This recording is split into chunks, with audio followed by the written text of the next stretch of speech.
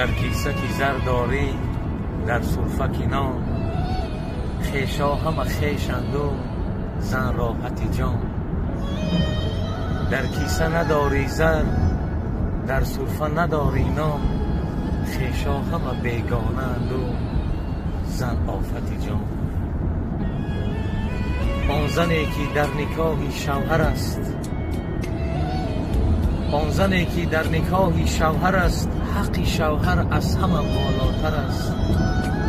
حق شوهر به از حق پدر، دان که حتی به زی حق مادر است.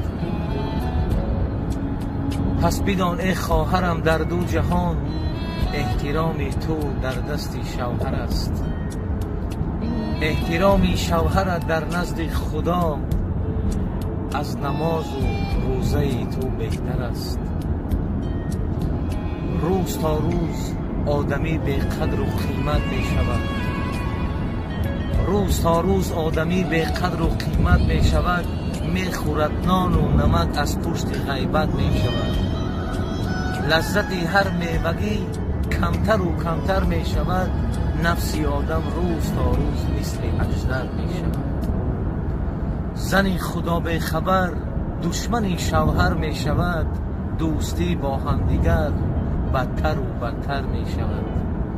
چرا امروز به قرآن باوری نیست؟ به لفظ پاک انسان باوری نیست؟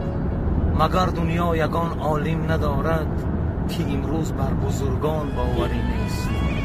آخر ما طالب خداییم، در دین مصطفی بر درگهش گداییم. سلطان ما محمد، سلطان ما محمد صلی الله علیه و سلم.